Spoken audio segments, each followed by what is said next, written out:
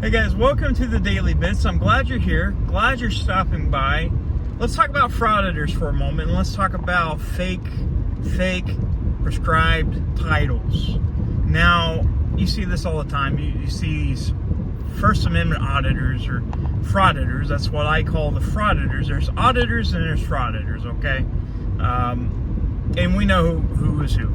Now, some of these think they're prescribed lawyers, like YouTube lawyers. They call themselves lawyers. They don't have the education. They don't have any credentials. They don't have any of it. They just watch some YouTube videos and be like, oh, well, I know that law, so I'm going to go to court and use that First Amendment right of mine, but I don't understand. Now, a lot of these people, they don't really understand the law. They like to say they do. They do. That's almost like me saying that I'm a psychiatrist, but I'm not. And I will never say I am. I am not a medical doctor. I'm not even qualified to give doctor advice. All I can do is give you mental health advice because I'm a crazy person, I guess. But yeah, I'm never going to say that I'm a professional unless I become a professional. And I don't understand why these frauditors, like I said, auditors, frauditors, two different things, like to think they're so all-knowing about the law, thinking that they can outlaw the lawyers, the judges, the police. For some reason, I don't know why. These people are constantly getting pulled over, constantly in courts. Some of them win. Some of them just go in and get their stuff dropped. That happens.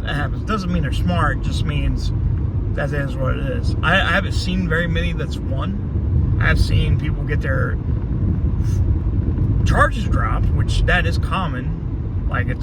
Especially if it's like a misdemeanor or something like that. But none of them wins court cases.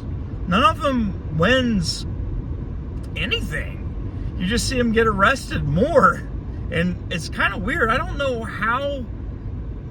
And this is me. I do IT for a living. I have an actual job where I have to drive to work and put in my hours and do work.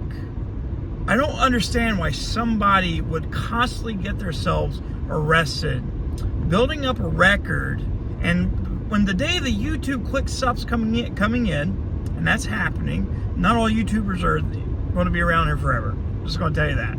It's not sustainable unless you're making millions of dollars and you just set yourself.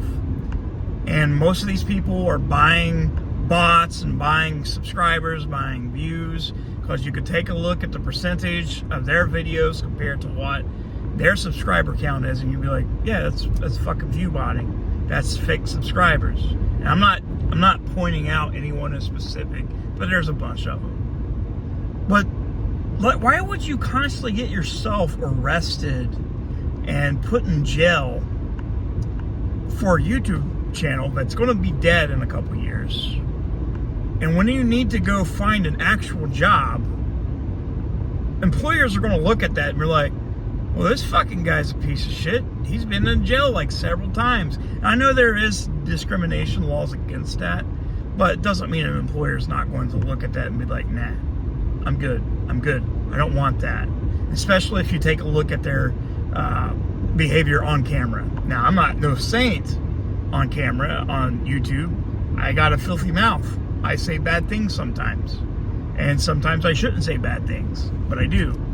But I don't know why an employer would look at that and be like, hey, no, dude. No, if this is how you're going to act in the outside, if you're going to constantly try to sue people and constantly get arrested, why would we want to hire you? Then you're going to end up working under the table.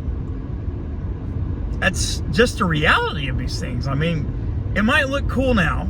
It might be in because the whole frauditing thing is kind of popular, and it's not popular because people look at it mainly to laugh at them because they're giant Karens.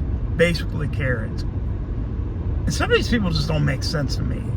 I couldn't do it. I couldn't go out and make myself look stupid saying that, hey, I'm a law officer, or hey, I'm a fucking doctor. I'm going to perform surgery with my doctorism that I know from YouTube, because, you know, I'm a 20-year doctor, heart doctor. That's what I do, constitutional law doctoring.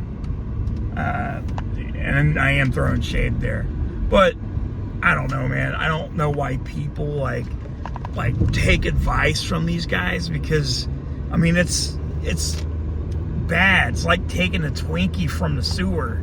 Like, oh, it's a Twinkie, but it's got shit all over it. Why would you do that? Why would you get it from the sewer and try to eat it?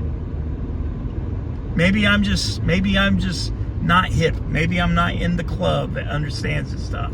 But it doesn't make sense to me. I mean, it's funny. It is entertaining to watch these people like get arrested and just being Karens, but that's about it. Like, at the end of the day, like, if I was an employer, I'm gonna be like, fuck no, dude, I'm not gonna hire you. Like, what are you gonna do? Like, sue me and all this shit because I told you to do some work? I just need to stop. I'm just rambling at this point. But I don't understand it.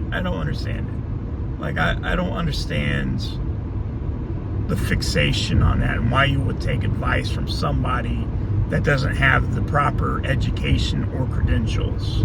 Now, I know the law and the judicial system in the United States is not that great. Like, it works, but not really, I guess. But I don't know. Stupid.